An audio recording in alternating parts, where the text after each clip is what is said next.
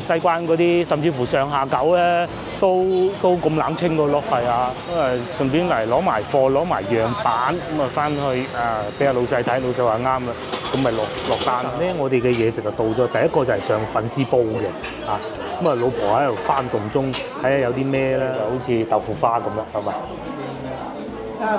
我有幸試下羹，咁其實應該係熱好食啲嘅。好嘅，打到啦！觀眾大家好，我而家所在位置係一德路賣麻街咁啊，一德路地鐵站呢度啊。今集影片咧就會喺呢度進行嘅。咁我哋會行過去西濠2馬路嗰個方向咯，就唔行過去海珠廣場嗰個方向啦。出發，面前咧呢度就係一德路啦。咁話說聽日咧就係清明節假期第一天，應該聽日就好似係正日嚟嘅咁添啊！幾熱鬧同埋好多人喺度買粽㗎喎。呢個地鐵站啦，地鐵6號線一德路站咁啊，經常講6號線多嘢玩，其中一個就係呢度啦。喺呢度如果要去海珠廣場咧，亦都只需要一個地鐵站嘅啫。換言之，各位觀眾咧，如果你哋係嚟自香港或澳門嘅話，要翻嚟買海味喎，咁坐巴士永東巴士去到海珠廣場，咁然之後咧坐一個地鐵站就過得到嚟㗎啦。吸多嘢賣，多到都數唔晒，零下9幾，28蚊一斤，一包一包分好晒。行幾日都行唔晒。貨海味市場呢度唔止一間，係超多間。喺條街度行緊嘅時候咧，全部咧都係聞到嗰啲海味乾貨嗰啲味道啊！今日我哋就會往呢個方向行過去嘅，大家睇唔睇到嗰棟樓？嗰棟樓咧其實就係南方，唔係文化公園嗰個所在地啦。文化公園係啊，好近嘅啫。新中國大廈嗰度咯，咁啊嗰度係賣衫嘅，服裝批發嘅。呢度咧就海味乾貨批發嘅。咁我哋會往嗰個方向行過去嘅。咁但係至於買唔買海味啊嗰啲，因為都唔過節啦，其實唔買住嚇。除咗乾貨海味批發以外咧，仲會有玩具嘅批發㗎。咁啊就喺前邊呢條路就混合埋一齊啦。最多就係呢個一德國際玩具批發市場咯，就係呢度啦。好多人咧嚟到攞貨咧就一袋二袋咁拎住走啊。但係咧嚟到呢度行緊嘅時候，幾時都係要一眼關七嘅，因為隨時都會有兩個碌衝出嚟咁樣，所以一定要小心。玩具批發市場啊，譬如面前呢一間鋪頭咁啊，平時咧就唔係收手機嘅喎，係差唔多農曆新年嘅時候咧賣燈籠同埋利是封咁啊到依家咧就變咗賣玩具成條街都係賣玩具模型啊，各種都有嘅。咁如果到下一次最旺嘅時間咧，應該就翻到去端午節唔係8月15嗰陣啦。咁啊依家清明節就冇乜特別嘅嘢賣嘅啫。嗱又有水泡㗎噃，係咪？好多玩具嘅。咁據說咧係樓下仲有啲正版嘅模型添㗎，即係只不過我對呢一方面不是太熟悉，咁啊冇辦法同大家慢慢介紹啊。又有啲環保袋啊，咁點解叫批發咧？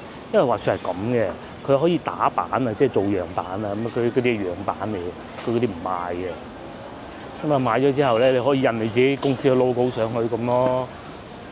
譬如呢啲環保袋啊，有個福字咁啊，又或者嗰啲同學仔嘅飯盒袋啊，一應俱全。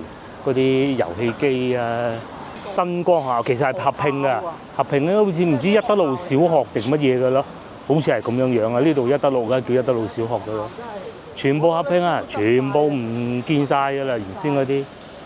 之前咧我都同老婆嚟過一德路，當時係買海味嘅。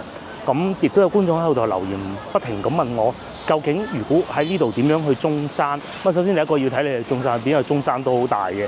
咁我以譬如話石岐咁啊作為一個例子啊嚇，一定係去廣州南站作為一個中轉㗎。喺呢度去廣州南站咧，坐到海珠廣場，再轉2號線一路去，咁啊去到廣州南站。咁去到廣州南站咧，你就可以想象到係任何地方去得，你到北京都得嘅，坐高鐵啫嘛，係咪？咁咯。廣州呢個城市咧，佢唔同香港。香港咧，佢會有好多市中心大巴嘅，咁啊真係可以坐永東巴士去到中山啊、佛山啊各地都得嘅。咁但係廣州咧就唔同以前咧，仲會有嗰啲叫做客運站啊，譬如話海珠南客運站啊咁咧，即係而家屯一帶啦嚇。越秀南客運站即係而家係屯一帶啦。咁但係到依家咧就逐漸式微，因為點解咧？因為廣州南站嘅功能咧實在太強大，咪都係嗰句，你去到邊度都得嘅，坐高鐵你可以上到，係啊，咩地方都得嘅。咁啊，所以咧就唔會話喺市中心會有一個巴士去得到大灣區嘅城市。咁如果即使係要去，你都去到，譬如話一啲客運站咧。譬如話芳村客運站、坑口咁啊，嗬！即使有都好咧，其實個車嘅環境不是太好嘅，所以我唔建議大家咁做嘅。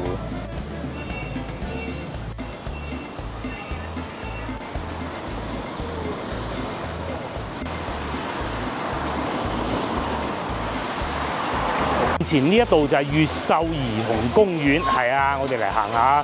咁啊，有好多兒童公園嘅，其實已經逐漸式微㗎啦。廣州市嗰個係啊，少咗好多啊！以前仲有好多啊，咁啊呢個係最市中心其中一個咯。譬如話喺曉港嗰度咧，有一個兒童公園執咗笠啦嚇。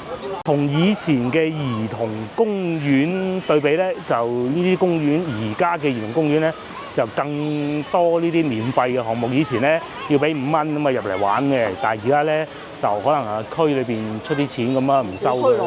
同小區落邊冇乜區別，係啊。冇任何區別，咁但係上邊都係會有嗰啲機動火車嘅，咁啊而家唔開係因為冇人坐嘅啫。咁最緊要隔離仲有肯德基啦，同埋呢度有個大家樂嘅。最初呢度咧就真係一個兒童公園嚟嘅，咁啊及後咧慢慢因為就嗰啲服裝批發生意越嚟越好啊，因為樓下咧都變成係賣服裝批發嗰啲鋪頭咯。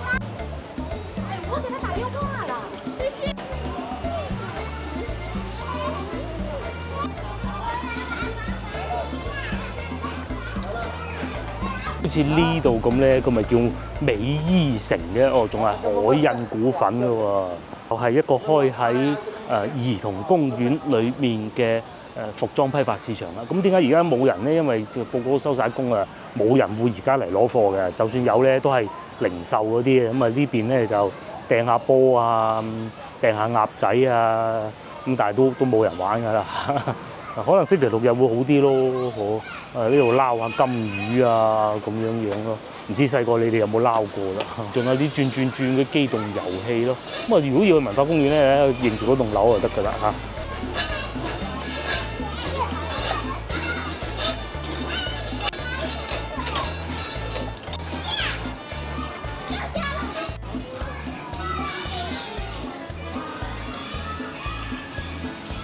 咧仲有寫價目表嘅，10蚊一次、15蚊一次都有，都好多嘢玩嘅喎。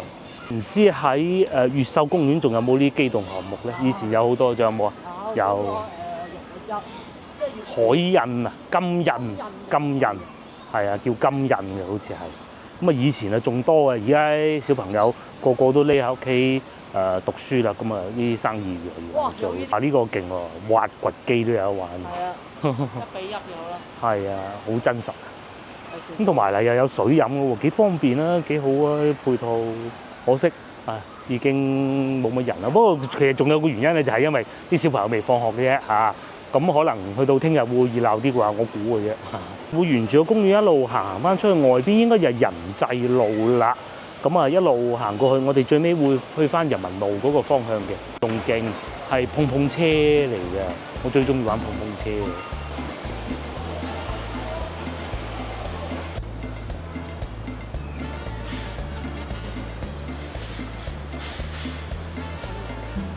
係喎，兒童公園好似我入過嚟一次咯，有次直播經過，梗係冇人玩啦，啲僆仔未放學啊，仲有靚女喺度直播添，幾開心，幾好身材，幾瘦，唔係喎嗱，都有人玩嘅喎，阿爺陪個孫嚟玩啊，幾開心。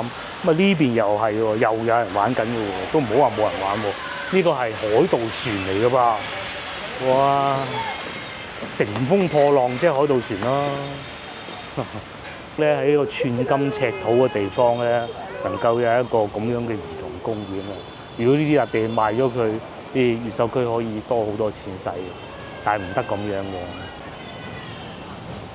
咁我哋又嚟翻呢個出入口啦，呢度就係一德路嗰個出入口咯。咁講下具體位置先，喺嗰度過去可以去得到長壽東路嘅。呢度咧又係廣州其中一個最繁華嘅地方啦，因為咧好多批發嘅嘢啦喺度嘅。咁啊，話啲人啊來來往往，好刺激㗎。喺鏡頭呢個方向一路行過去就可以去得到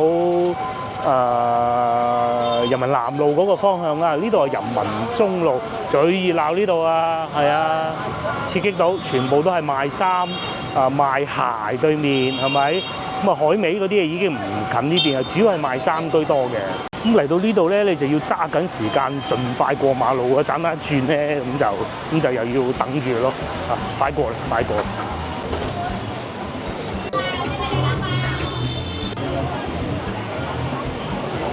我哋而家行緊呢度應該和平東路，冇錯啦，和平東路。咁啊斜斜地嗰度咧就蔣欄路，其實好難記嘅路名，你哋唔需要記嘅，大概個方位東南西北認得到就得㗎啦嚇。咁喺呢度咧都算已經係翻入到嚟西關㗎啦。咁啊，但係以前咧疫情嗰陣就好冷清嘅。咁啊疫情過後咧，生意全部翻晒嚟啦。呢啲就係省城嘅責任啦。咁嘅我哋本地居民咧，基本上係唔會買呢啲嘅，即使買咧都唔係買多嘅啫。佢最主要係乜嘢咧？即係因為廣州集散地啊嘛，咁好多地方做咗，佢哋要有工廠啊。廣州其實就係賣貨嘅地方啊，做銷售嘅。咁啊，啲客商嚟到廣州啊，想買啲貨翻佢哋老家啊，有個時裝店，咁就嚟到廣州買。因為廣州咧一路以嚟咧都係賣衫啊，即係從79年以嚟咧都係咁噶啦。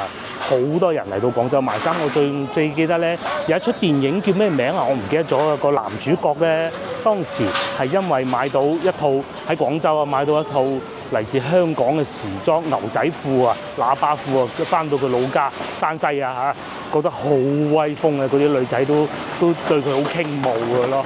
咁啊，時至今日咧，廣州咧都係好多時裝批發即係呢啲嘅地方嚟嘅咯。佢哋咧會喺海珠區攞布匹即係露江啊，各種嗰啲咧，中大嗰啲咧，咁然之後咧就有老闆就喺度揀咗樣板喎，咁啊走去問佢做唔做得到，做得到咁就俾錢咯，做咯，係咪先？做完咯就可以攞翻佢老家嗰度賣到咁。至於牌唔牌子嗰啲嘢就見仁見智啦嚇，始終咧好老實講啦，個版就緊要個牌子嘅，對於佢哋上邊嚟講，咁有個產業喺度養起好多人啦。如果唔係因為呢啲產業嘅話咧，我諗呢條街大家可以想像得到啊，同我哋翻到去西關嗰啲，甚至乎上下九咧，都咁冷清個咯，係啊，即係嗰啲路面啊，一個人都冇啊嗰種咯。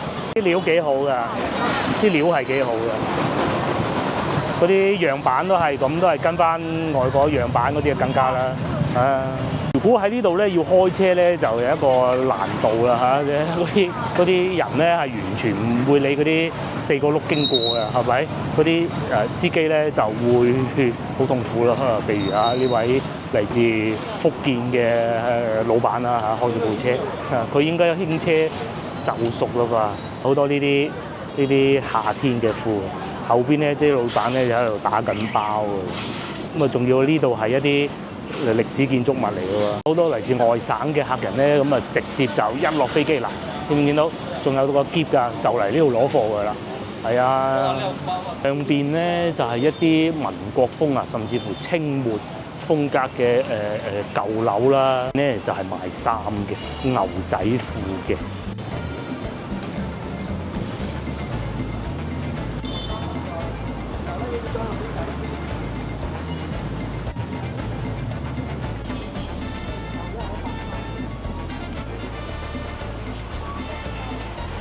幾有型啊！順便質量好冇？都幾好喎，又有啲的確良咁嘅喎呢啲。轉頭最初咧，我哋咪諗住話去人民路嗰邊行嘅，而家行咗過嚟長壽東路，應該又唔會去嗰個方向嘅嚇。附近行下啦，翻到嚟西關咧，唔會冇好嘢食嘅嚇。如果喺呢度一路行過，應該可以去得到和平東路啊、大同路嗰個方向啦嚇。咁啊，先頭咧近人民路嗰邊啊，梗係熱鬧嘅。過到嚟呢邊咧，就相對冇咁擁擠啦條路，咁啊但係咧都係好多鋪頭嘅，對面又有啲啊，咁啊揀完啲衫咧即刻咁啊影張相俾阿老闆睇下，誒啱唔啱啊？啱咁咪攞貨咯，而且咧佢哋有時候啊招嗰啲營業員啊係要求有身高要求嘅，咁啊部分啦嚇，因為要睇佢賣男裝啊定女裝，咁要睇佢哋啲客人咧。係賣向邊度？如果係南方嘅咁咪請個瘦削啲就得㗎啦。有時候咧，如果係要賣去外省啊，即係東北嗰啲咧，佢揾到好似我呢啲咁嘅身形咧，佢就唔啱試嘅，有啲碼唔同㗎。咁佢哋會講明個 model 係咩身形。咁其實與此同時，佢哋係一個 sales 嚟嘅，好搞笑㗎。呢度咧就和平東路巴士站啦，咁啊巴士經過嘅時候咧都好緊張啊，應該係有啊6號車係會經過呢度嘅，唔知大家睇唔睇到咧？極遠處咧有棟綠色嘅樓係最後嗰度啊，其實嗰度就黃沙地鐵站啊，你睇幾高科技，哇！連下4個轆都要跟住喺佢後邊嘅。嗰邊都係啊，一路行就領展啦。和平路係應該係可能喺西關係最長嘅一條路啦。我督就係啊，嗰個停貴路。呢度行緊咧，咁啊好嘈啊，但係咧都見到對面仲寫住和平東路。咁不單如此喎，仲要其實呢條路係咁多人嘅，其實行過去對面咧13行嗰度咧仲多人啊。如果要去文化公園咧，就好似係喺呢邊行過去嘅嚇。應該冇記錯啦嚇。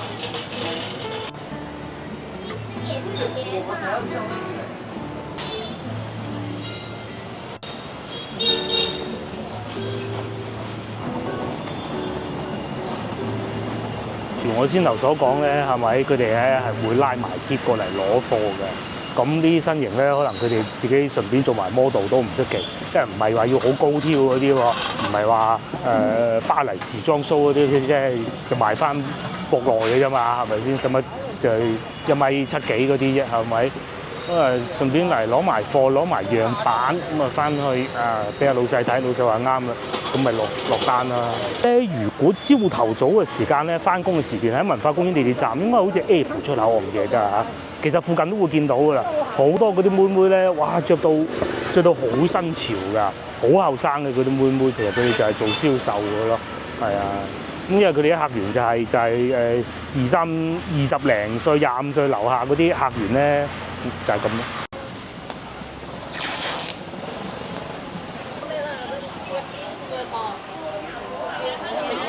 啲巴士司機係勁，真係勁啊！佢係一定唔會嗨到嘅，幾犀利！呢度咧，我哋入嚟呢個市場行下啦。咁當地街坊都係有本地人㗎嚇，好似面前阿姨咁啦，咁佢都係會買餸嘅。呢個市場叫咩名啊？好似冇名嘅呢個市場係，我都唔係好記得啦。之前曾經同老婆嚟過一次嘅。如果講到附近最大嘅市場，應該係長壽路市場，應該係啦嚇。長壽東嗰個市場度就只不過係簡單擺幾檔咁就係啦，梗係留翻啲鋪頭嚟做服裝批發生意啊。呢度有早餐檔，如果去到朝頭早咧，嗰啲早餐檔都好旺啊，個個都要食完早餐先有力開工啊，發大財㗎嘛。咁過到嚟呢度應該係13行啊，應該係。如果我冇記錯嘅話，同樣都係咁多人嘅，係咪13行啊？18鋪南路係啦，係有啲小食啦。咁點解會有小食嘅咧？因為嗰啲人嚟攞貨啊。因為攞完貨咧，佢就要肚餓啊，突然間咁啊，只能係買嘢食咯。面前呢棟樓咧就叫西關大廈。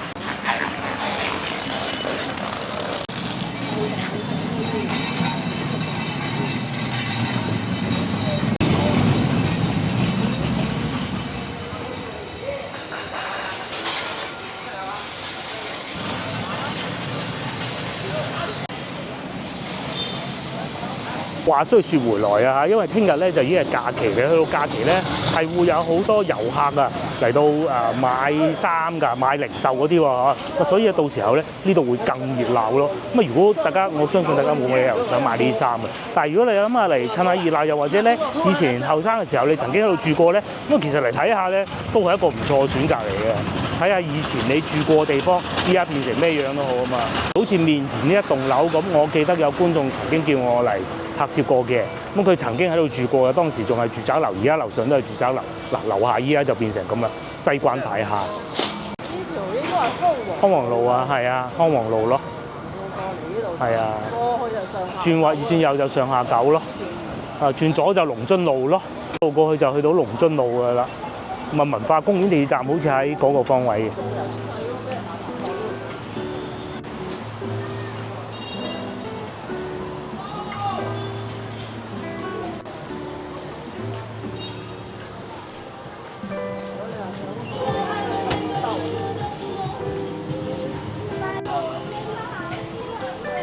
好難得啊！仲有呢啲鋪頭，同埋咧，仲有一件事情係咁㗎。啊，近期咧我都留意咗啊，多咗好多非裔商人啊翻到嚟廣州啦。咁佢哋好有可能會想買呢啲衫翻去佢哋老家賣呢度攞25蚊翻去，佢應該可以發一筆小財啊！佢哋嚟到廣州大多數都係可能買啲汽車零配件啊，譬如利亞咁咧，我就知道啊。哇！成條村都發晒，就係買啲汽車零配件翻去咁樣咯。即係佢哋嗰度啊，生意都係發啦。係啊，咁咯。咁啊，如果佢哋買埋衫咧，咁都因為廣州始終有港口運出去，佢唔需要話又去行好多手續㗎。去越南嘅我知道，去中亞嘅又有，越南嘅咧就喺德政南路嗰邊有好多嘅貨運站啊。去越南嘅係啊，嗰個叫做站塘路嗰邊又有好多嘅。以前嘅廣州。廣州嚟講，嗰度啊5層樓應該係越秀山係嘛？嗯。呢張相係美國皮博迪埃，哇咁長嗰個名，博物館收藏。好犀利！其實以前珠江嘅。好繁榮。宋朝嘅時候，廣州係全世界最有錢嘅地方之一嚟㗎嘛。就係咁咯。係啊，就係咁。嗯。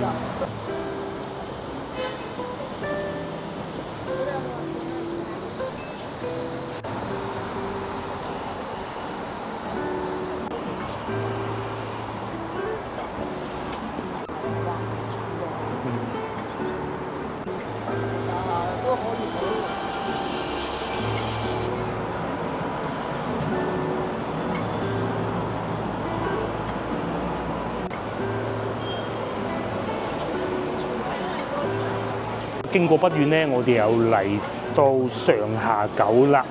咁啊，呢度都 OK 熱鬧㗎噃，好多遊客嚟㗎噃。咁啊係，因為聽日咧已經放假㗎嘛。如果近地嗰啲遊客咧，咁啊過嚟上下九行下都好㗎。不過咧，中間嗰度都仲係封住嘅，咁啊行兩邊騎樓底咯。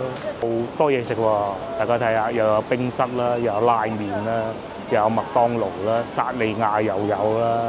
咁多後生仔咧都係中意嚟呢啲地方，人多嘅地方嘅。咁啊係，始終咧同天河啊、珠江新城比咧，呢度嘅消費咧係冇嗰邊咁高昂嘅。阿九又可以去永慶坊，係咪幾好啊？啊，多人啊！都唔少人㗎，唔係冷清清嗰種咁㗎。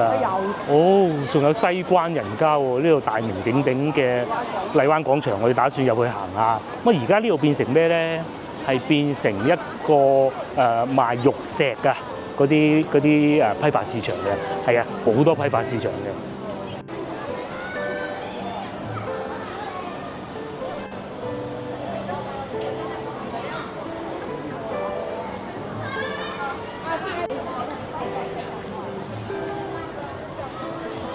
睇方位啊，喺鏡頭正前方一路去咧，就可以去得到人民路嗰個方向嘅。咁如果鏡頭呢個方向過去咧，就去到黃沙嘅。大家睇唔睇到綠色嗰棟樓咧？你一睇就知道係黃沙㗎啦。我哋去咩啊？去飲茶。我覺得唔好啊，都係咁樣樣。同埋呢個同我哋去嗰個一樣嘅，嗰個荔灣湖嗰度一樣嘅，又係西關人家嚟㗎嘛，應該同一個老闆。咁啊，同埋嗱，面前呢幾家檔賣呢啲串嘅，全部開翻齊喎。咁啊，你話咁夠以前咁熱鬧咧，就梗係唔夠嘅。啊，我哋入去睇下啦，好唔好？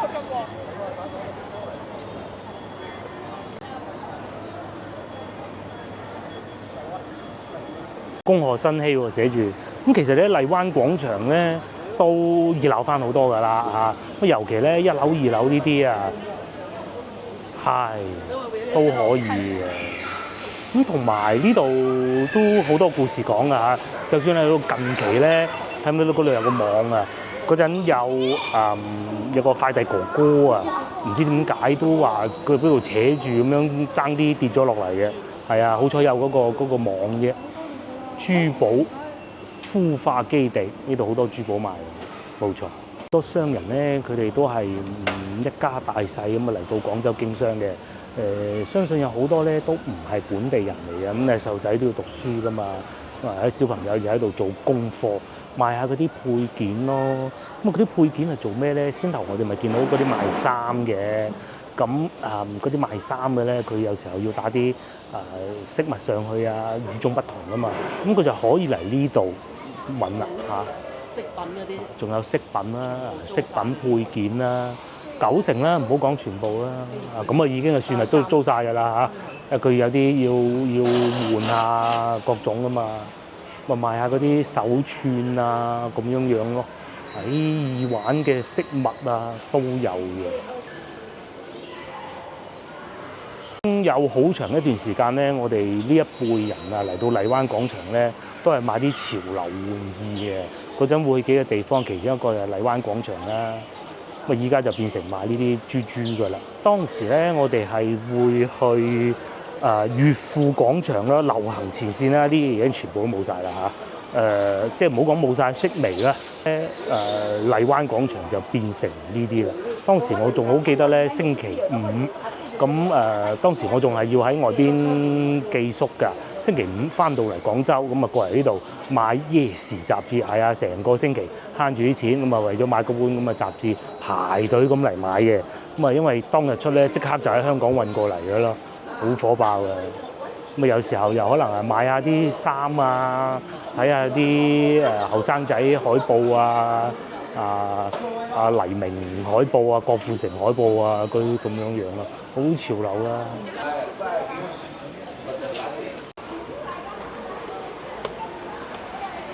個同時又嚟到呢個大名鼎鼎嘅中庭，哇！而家好多嗰啲小朋友喺度玩喎，可能係佢哋咧租鋪嗰啲商家咧嗰啲小朋友嚟嘅，咁啊放學啦，咪有咩做啫？係咪先？唔通去天河打機啊？喺呢度啦，又可以看住啲小朋友，係嘛？一個鎮嚟嘅，好似唔知行唔翻出去嗰種感覺咯。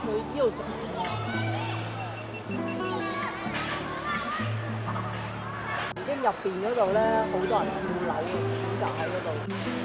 其實點講有少少似啲人。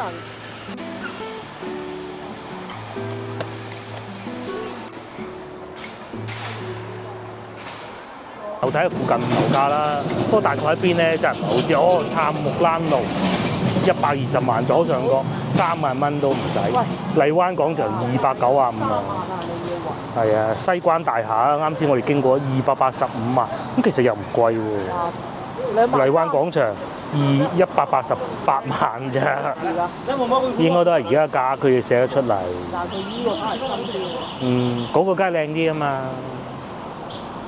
可能樓層唔同咧。2-3萬蚊。樓層問題，大部分都係2萬。係啊，大多數都係2字頭啦。2字頭。冇錯。呢啲好租嘅，唔好以為佢咁嘅住啊，可能未必嘅，但係租咧好租嘅，80幾萬嘅。洋行路2萬蚊添啫。洋行路嗰啲舊啊舊，你攞嚟租俾人做倉庫咯。大部分都係80幾萬。做生意嗰啲啊，或者佢哋宿舍啊、淘寶賣衫啊，好多㗎，好好租㗎。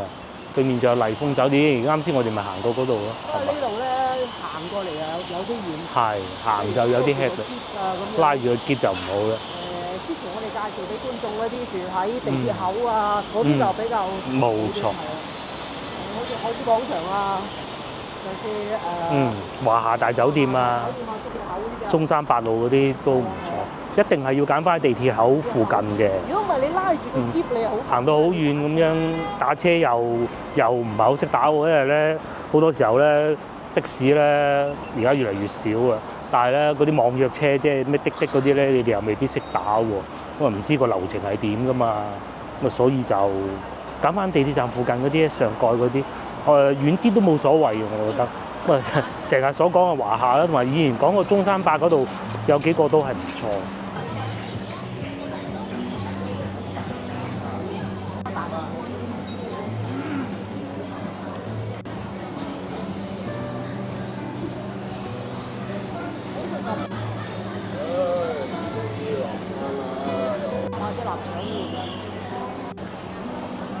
就差唔多6點啦，咁我哋咧左思右想，諗唔到去食乜嘢，就入咗嚟陶陶居第10號路總店呢度。咁既然都係要食，梗係嚟總店食㗎啦，要排隊喎。咁但係仲有幾張台喺度我哋啦。而家嗌到52號，我哋係57號，應該好快嘅。我哋咧就嚟過呢度飲茶㗎，咁等咗幾分鐘啫，就已經有位啦。呢度咧就可以即場睇到個師傅做點心嘅。未嚟過食飯，咁啊今日試下啦，一流。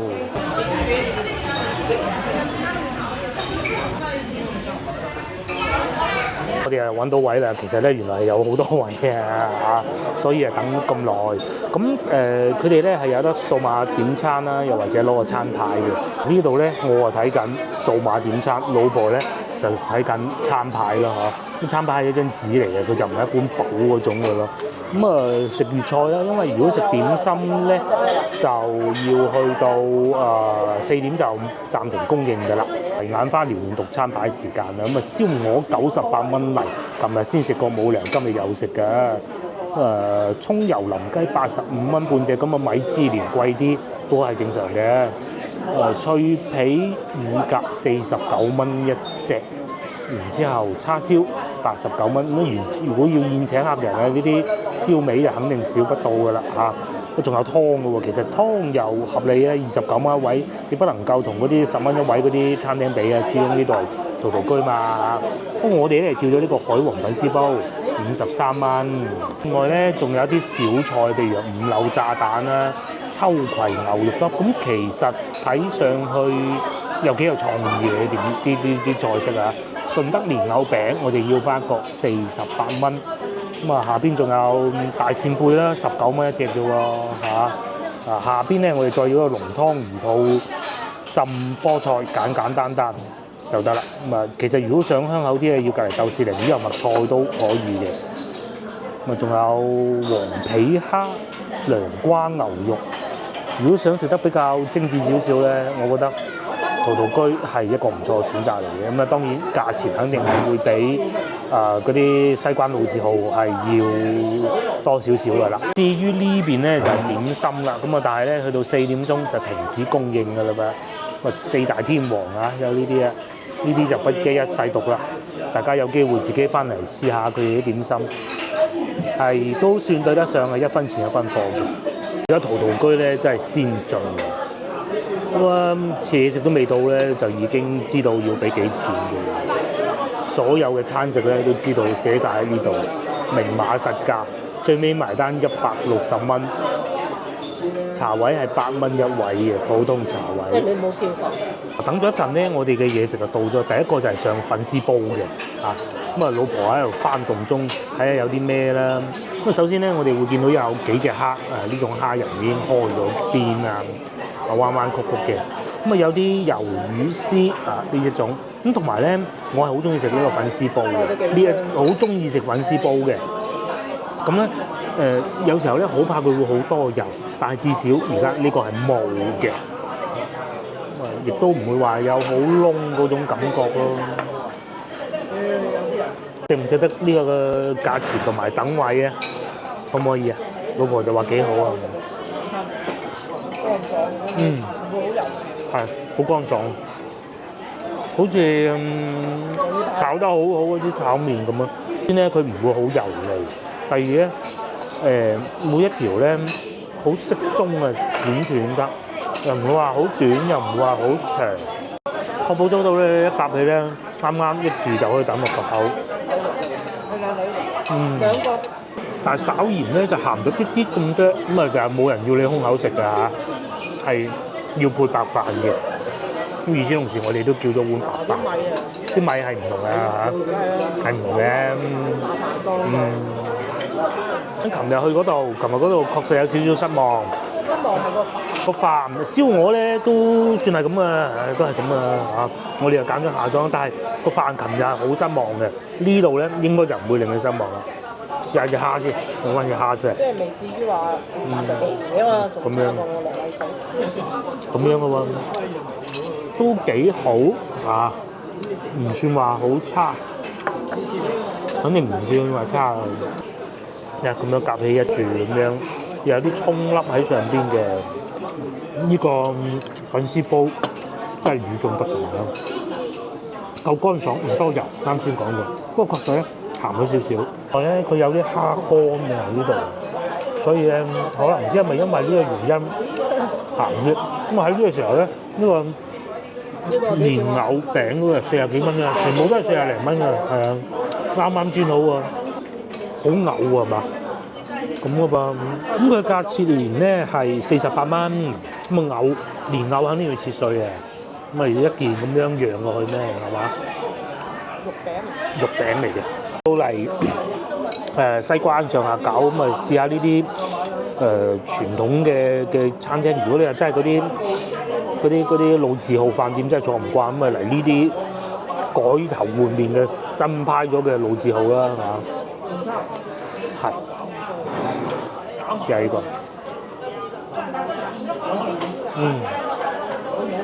有陣椰香味嘅，定係蓮藕嗰啲香味。蓮藕爽口嘅喺個口裏邊。咁啊，除咗蓮藕以外咧，仲落咗其他啲嘢，即係唔係話唔好食嘅，但係咧嗰陣味咧唔係淨係蓮藕嘅香味嘅，有少少椰子味，肉味肯定啦。有少少葱，煎喺火候都幾好，唔會話擺啲其他古靈精怪肉落去咁樣。有冬菇，我食得出裏邊。嗱，如果咧同啲小朋友嚟咧，氹佢高興咧，有呢個啱啊。如果話啱先呢一味餸好似比預期鹹嗰啲咧，呢一味餸咧就原汁原味嘅，佢唔係落好重甜味，仲食得到蓮藕同埋肉嗰啲味道。正所謂蓮藕有蓮藕味，肉有肉味，煎得都唔算好重手。仲有一個一例10塊咁樣58好似係，仲有一款用一個選擇。呢個係40幾43有6塊。48啦，8蚊一塊。靚咧配住食飯咧都特別好食嘅。我食多件啦，6件。我哋一家3口咁，一人2件啦。琴日嗰度係宵夜大排檔啊，諗住你食魚生噶嘛。乜鬼魚生？個個食得到魚生。係咯，燒烤又未開始，琴日嗰度。好啦，最尾一道菜咧，已經送埋嚟啦。雞湯浮皮菠菜，我嘅理解係睇過，應該係浮皮嚟嘅。嗰啲特殊啲嘅浮皮啩，我估。咁仲有雞湯，咁啊清清地幾好啊！同埋啲菠菜咧，佢切得咧都好嫩嘅喎。而家春天啊嘛，咁啊要食菠菜。冬天咧又冇菠菜，因為佢好幼啊，所以咧一結霜咧就種唔到，生唔到。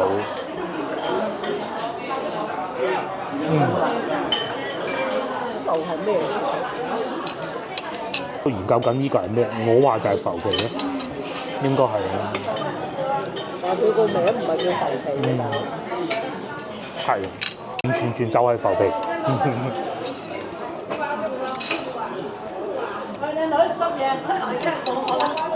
試少少呢上湯咧，咁霸嘅喎，雞湯喎係嘛？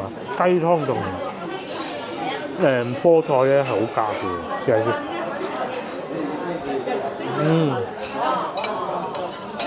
可以，好濃雞湯味都。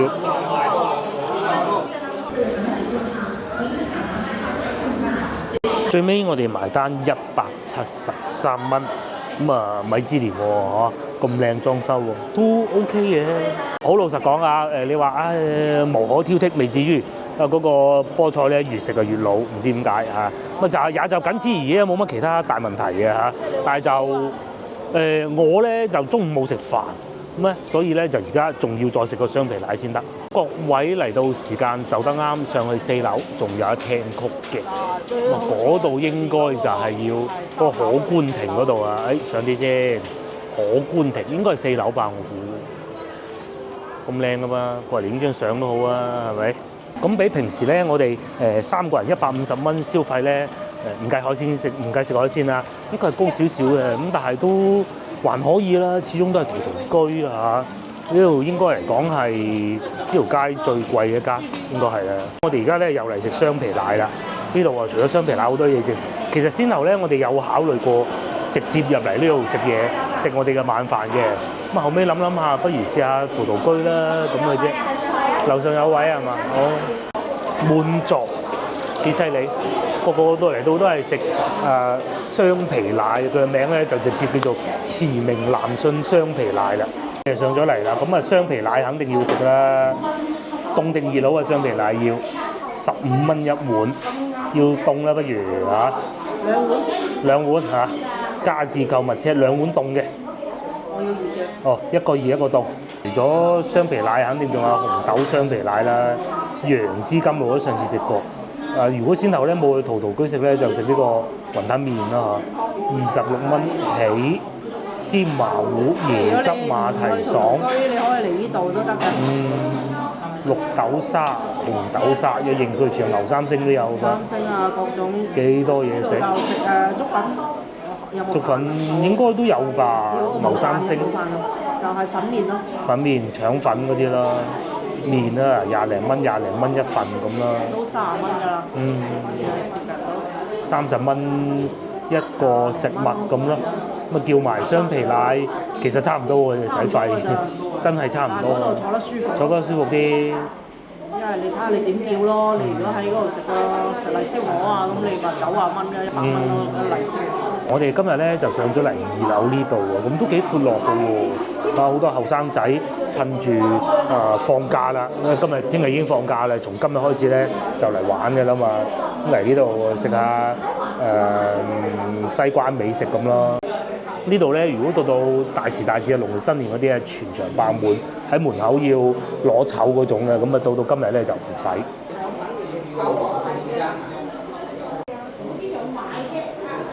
觀眾翻到嚟附近遊玩咧，想食雙皮奶咧，我覺得嚟呢度係一個唔錯嘅選擇。雖然你冇辦法同順德人做嗰啲比嘅，佢梗係最好。呢個都係啫，我講係喺順德嘅鋪頭，咁但係咧喺附近嚟講咧，佢係做得比較好啊。附近都有好多。順德都唔係間間好。係啦，順德都唔係間間好食㗎。佢哋呢度最起碼，佢哋唔係用個膠兜送上嚟，而係用個碗送上嚟嘅。我哋偷睇人哋食乜嘢？幾大份？你個楊枝甘露嗰個麵係咪？個創意薑汁撞奶、芒果拌雙皮奶，使唔使買份翻去俾個女咧？都係唔使啊！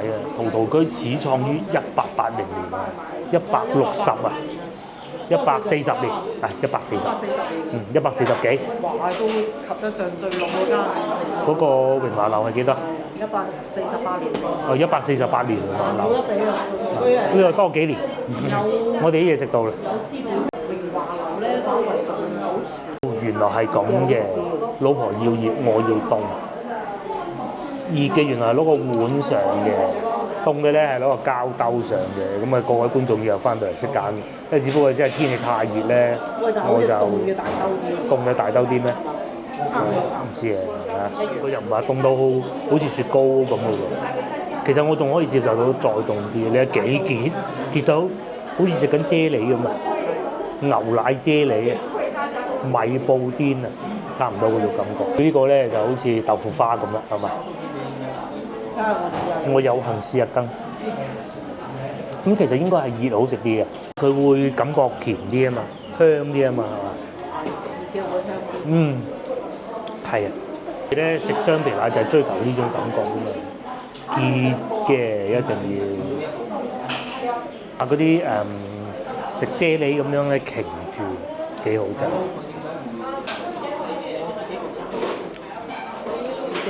你又食飽飽啦，仲買咗一份咧，翻去俾個女添，打包加1蚊16蚊。咁啊，如果各位觀眾翻到嚟咧，你想打包份酒唔係好難嘅嚇，排一排隊，唔使喺裏邊慢慢等啊嘛。好啦，今集片片到呢度結束啦嚇，我哋都係時候要翻屋企，因為驚等陣又落大雨，好似上星期五咁就麻煩啦。下集見，幫忙 share 呢片片俾你嘅朋友，又或者幫我點個 like，拜拜。